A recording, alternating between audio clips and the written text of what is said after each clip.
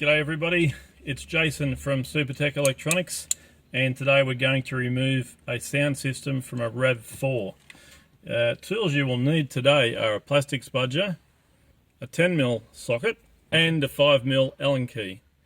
We've got one on a handle so to make it easier. First part you'll need to remove is this silver section here.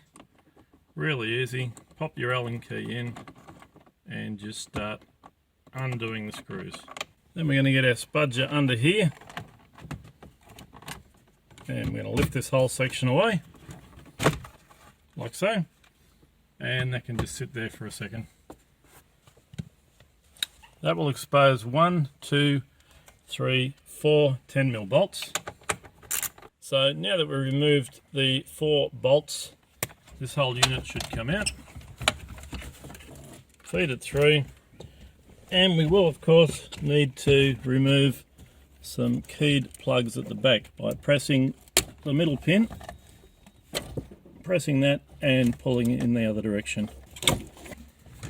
And that unit is now ready to send to Supertech Electronics for repair.